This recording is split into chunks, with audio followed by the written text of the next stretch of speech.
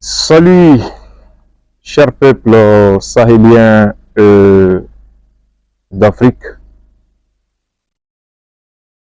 Puisque les Blancs, précisément les Français, affirment avec fierté qu'ils nous ont appris à compter. Il ne doit donc plus être possible pour eux de nous faire admettre que 2 et 2 font 7. Nous avons suivi avec beaucoup d'intérêt les derniers événements au Burkina Faso et particulièrement le rôle néfaste des médias du Quai d'Orsay, financés à hauteur de milliards par an pour déstabiliser l'Afrique, soutenir la politique criminelle extérieure de la France en Afrique. Je vais parler de RFI, de France 24 et de Jeune Afrique. Comment oublier TV5 Monde? Mais ce qui est en cours aujourd'hui au Burkina Faso n'est pas une surprise pour ceux qui n'oublient pas. Rappelez-vous, il y a quelques mois, le président Emmanuel Macron, débordé par l'éveil de conscience des peuples africains, la France, qui est aujourd'hui au summum de l'impopularité en Afrique, grâce au réveil des Sahéliens, a demandé aux médias français de soutenir le narratif français,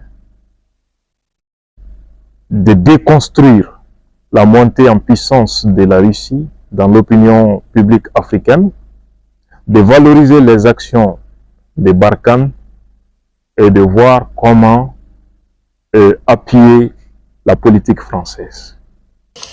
On doit être beaucoup plus agressif, mobilisé sur ce sujet. C'est pourquoi nous avons créé ces dernières années un poste d'ambassadeur justement dédié spécifiquement à cette question qui est absolument fondamentale et qui à mes yeux est, comme je viens de l'évoquer, clé et qui permettant justement de travailler sur la diplomatie publique en Afrique permet d'installer notre narratif et de donner nos arguments. Je pense que collectivement, nous devons être beaucoup plus réactifs, beaucoup plus mobilisés sur les réseaux sociaux, travailler avec des alliés, des partenaires de la France dans les opinions publiques, pas simplement pour contrecarrer, évidemment, ces fausses informations, mais pour pouvoir les stopper de manière très claire au plus vite et porter la valorisation de nos propres actions. Et à cet égard, nous devons beaucoup mieux utiliser le réseau France Média Monde, qui est absolument clé, qui doit être une force pour nous. Et je pense que nous avons collectivement à repenser notre grammaire commune. Ces médias, de façon hypocrite, avaient fait un communiqué à l'époque pour essayer de se désolidariser de cette injonction présidentielle. Mais la réalité est têtue, comme on le voit aujourd'hui au Burkina Faso et partout au Sahel et en Afrique. Il y a quelques jours, les médias français excellent dans la désinformation pour déstabiliser coûte que coûte le Burkina Faso. Cela fait suite à une attaque terroriste. Vous savez que les attaques terroristes ont toujours une revendication politique, une visée politique qui est de faire chuter un régime. L'attaque contre la caserne militaire de Mansilla. On sait qu'il y a eu une attaque. On sait qu'il y a eu des dégâts matériels et humains. Mais, quelle est l'ampleur de cette attaque terroriste? Combien de militaires ont été tués? Combien de terroristes ont été tués? Pas de bilan fiable. Mais les médias français sont déjà dans des invectives, dans des jugements du bilan du président Ibrahim Traoré. Sur la base de quoi? Des informations venues des terroristes. Donc ces terroristes constituent une source d'information pour les médias français. Je vous invite à écouter un journaliste burkinabé, ancien président de la commission électorale au Burkina jusqu'en 2021, qui s'exprimait sur le plateau de TV5 Monde à ce sujet. C'était un détachement d'environ 150 éléments militaires et l'attaque a eu lieu le 11 et tous les 150 éléments du détachement, en fait, on a perdu contact avec eux. Et ensuite, aujourd'hui, il y a un certain nombre de communications, mais ce sont des communications davantage qui viennent des groupes du GATT qui a attaqué Mansilla plutôt que du côté des officiels ou d'autres sources indépendantes. Donc la seule source que nous avons aujourd'hui, c'est la source GATT, donc c'est-à-dire le groupe armé terroriste qui a attaqué Mansilla, qui parle... Vous l'avez tous constaté. Il parle de 100 morts, 107 morts, plusieurs morts. Mais quelle est leur source? Les terroristes. Est-ce que un groupe terroriste qui combat un État peut être une source d'information crédible pour des médias comme France 24, RFI et TV5 Monde, au point de juger tout un pays, tout un État, toute une armée avec ça, et de peindre en noir le bilan comme si l'objectif réel de cette attaque terroriste était de prouver que le président Ibrahim Traoré n'a rien fait depuis 2 ans. Vous l'avez constaté, on parle des pertes côté burkinabé, armée burkinabé, mais on ne parle jamais des pertes enregistrées dans les rangs des terroristes. Pourtant, ils ont perdu des hommes. On ne fait pas cas de cela. On ne cherche même pas à poser la question sur les pertes des terroristes. Pour quelles raisons? Que cache cette omission volontaire de la part des médias français comme France 24, TV5 Monde et RFI et Jeune Afrique? Et je vous invite à suivre également le journaliste des terroristes, Wassim Nasr, que France 24 nous présente comme un analyste et un spécialiste du Sahel et du terrorisme. Il nous parle des attaques terroristes, il nous parle des violences imputées à l'armée burkinabé, mais tenez-vous bien, sa seule source d'information reste les groupes armés terroristes et le monde entier est censé combattre. Suivons. Qu'on va vous montrer, on l'a flouté aussi là. Donc là, ce sont les djihadistes d'Al-Qaïda, du JNIP, qui sont arrivés sur les lieux après le massacre. Et ce sont eux qui ont filmé les cadavres déjà carbonisés. Hommes, femmes et enfants. Parce que le paradoxe dans cette histoire, c'est que les djihadistes sont les premiers sur les lieux, que ce soit dans le nord ou au sud de Dori, pour filmer, documenter les exactions de l'armée et de ses milices supplétives. On a ici des photos d'un massacre qui a eu lieu le 11 du mois, donc le jour même où il y a eu l'attaque de Mansilla. Là, ce sont des enfants tués. Là, on est au sud-ouest de Ouaïgaya, donc dans le nord du pays. Là, ce sont des enfants, une vieille dame, et puis on va voir un vieillard aussi tué. Et donc là, encore une fois, ce sont les djihadistes qui documentent les exactions. C'est assez particulier. Vous l'avez bien entendu, il affirme que ces exactions supposées ont été documentées par les terroristes. Ça suffit comme argument.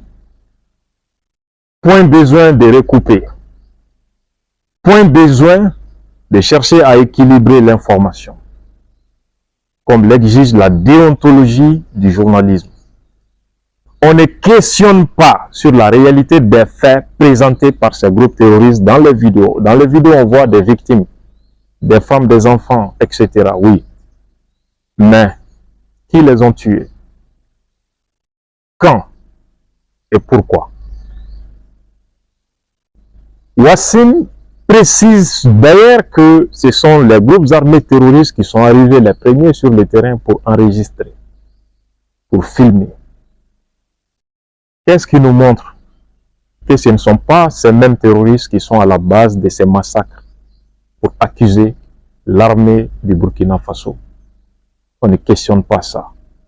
Mais on fait passer ce que disent ou présentent les groupes terroristes comme argent comptant pour juger toute une armée, toute une nation, tout un pays, le Burkina Faso. N'est-ce pas malhonnête intellectuellement? Quel est l'objectif recherché par un tel analyste, par un tel média comme France 24? Clairement, le soutien aux actions terroristes. Donner une justification idéologique à de nouvelles attaques terroristes. Pour preuve, ils précisent dans leur élément que parce que l'armée du Burkina a massacré des innocents civils et que les terroristes sont venus venger ces innocents. Donc, l'armée du Burkina, selon France 24 et ses experts, est contre son propre peuple que les terroristes sont en train de défendre, de protéger. N'est-ce pas là une apologie du terrorisme condamnée par la législation nationale et internationale, condamnée par la morale, la déontologie et par la pudeur. Suivons Wassim Nasr dans l'étalage de sa malhonnêteté intellectuelle sur le plateau de France 24 à ce sujet. Les djihadistes qui disent mener aussi une vengeance contre l'armée qui massacre la population, les civils, on en parle souvent. Absolument, on en parle souvent. Il y a un mois, un peu moins d'un mois, on parlait des massacres qui ont eu lieu au sud de Dori, dans la même zone en fait. Et on va écouter, ce qu'on avait déjà diffusé, deux sons, donc deux vidéos avec du son. De l'homme de Koromagnan, des commandos de Pela. Ah ouais, c'est Marmigo. De l'homme de Koromagnan, des commandos de Pela. Ah ouais. Donc là, c'est des militaires qui se filment eux-mêmes pendant l'exécution d'une personne. Un élément très important à retenir. France 24 n'a pas honte de faire grotesquement ainsi l'apologie du terrorisme. On peut se permettre toutes sortes de libertés ou de libertinage quand il s'agit de parler de l'Afrique et des Africains. Ça ne nous choque pas. Mais voir que nos intellectuels africains consomment ces produits de la malhonnêteté des médias français, c'est ce qui est écœurant. C'est ce qui est décevant. C'est ce qui nous fait mal en tant qu'Africains. Vous verrez dans l'exposé de Wassim Nasr une tentative de nous montrer que les terroristes s'arment dans les casernes militaires. Là également une malhonnêteté impardonnable. Une caserne militaire a été attaquée, certes. Des dégâts matériels et humains constatés, certes. Mais de là à nous faire croire que les armes des terroristes viennent des casernes militaires, Donc, présenter nos armées comme fournisseurs principaux des groupes terroristes en armement est le summum de l'indignité et de la malhonnêteté. Des questions simples surgissent à cet effet. Ces terroristes sont-ils venus bras ballants, main nuit, pour prendre les camps? Que non. Ils sont venus lourdement armés, tel que Wassim, au début de cet élément, les présente en train de venir. On a juste montré une partie, mais pas l'essentiel. Sur cette zone, et là on voit tout ce qu'ils ont capturé, l'armement. Donc l'armement, on parle de, il y a 3 véhicules capturés, 142 Kalachnikov, 449 chargeurs. Là on voit 11 PKM, donc mitrailleuses avec des balles de Kalachnikov, 51 bandoulières, 13 RPG-7, ce qu'on a vu en début, 70 roquettes, 2 12-7, 2 mortiers, donc mortier c'est important, hein, et avec leurs obus, 12 obus de mortier, et 51 caisses de munitions. Donc on se demande où s'arment les djihadistes, question récurrente, voilà où s'arment les djihadistes, dans les casernes, quand ils les submergent, parce que la cause première d'attaque des casernes, c'est évidemment tuer des militaires, mais c'est aussi et surtout se ravitailler en armement, en munitions et en carburant. Admettons que les armes proviennent des casernes militaires. Ça ne met pas fin au débat sur la provenance des armes et la complicité extérieure française derrière l'équipement et la formation des militaires. Ces armes, vous donnez aux journalistes, est-ce qu'ils seront en mesure de les utiliser? Que non. Il faut un expert pour leur apprendre à utiliser les canons présentés comme butin de guerre, à utiliser les armes présentées comme butin de guerre, ainsi que les véhicules et les blindés qu'on nous présente. Qui les forme à manier ces armes, à utiliser ces engins de guerre? Qui forme ces terroristes aux tactiques de guérilla? Qui leur enseigne l'art de la guerre, tant au niveau des renseignements qu'au niveau des opérations tactiques et opérationnelles? Il faut des experts pour cela. Malheureusement, des médias comme France 24 et RFI ne questionnent jamais ces réalités douloureuses qui pointent du doigt la complicité de ces puissances hypocrites qui font semblant de nous aider à nous sortir de ce problème. On va jusqu'à nous informer que les attaques de drones sont de moins en moins fréquentes au Burkina Faso. Pourquoi? Les chefs terroristes auraient demandé à la Turquie ouvertement de cesser de soutenir et de donner des drones au pays du Sahel.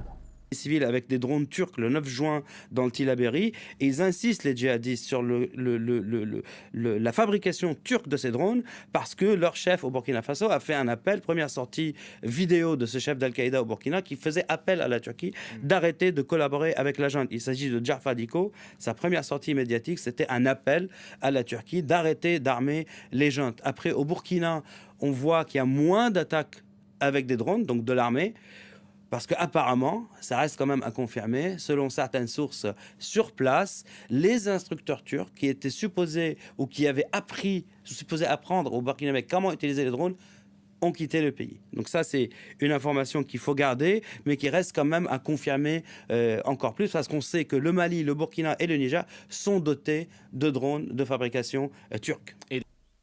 Conséquence, les Turcs présents au Burkina se seraient retirés, laissant le champ libre aux groupes terroristes qui peuvent maintenant s'en prendre à nos casernes militaires. Donc, la Turquie accède à la demande des groupes terroristes. Cela est présenté avec fierté sur le plateau de France 24, sans pour autant eu l'honnêteté, l'humanité de condamner ici un acte de déloyauté inadmissible. Une complicité active de terrorisme. Malheureusement, ça passe inaperçu sur des plateaux comme ceux de TV5 et de France 24.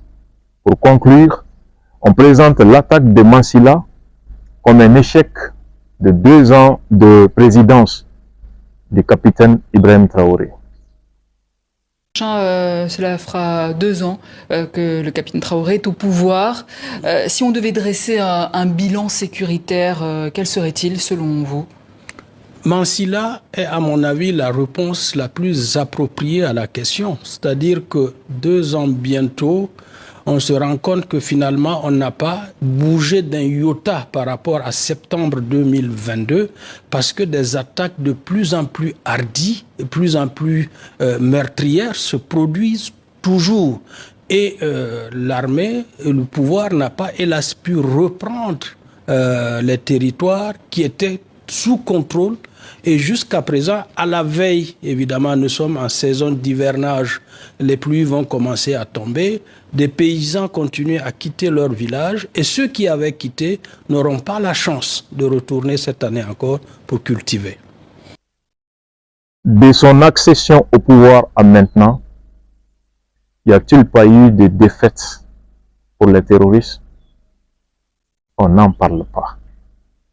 En 2 ans de présidence du capitaine Traoré, les terroristes ont subi combien de revers? Combien ont été anéantis par jour? Mais il suffit d'une seule attaque importante contre les casernes militaires du Burkina pour dire que le capitaine a échoué.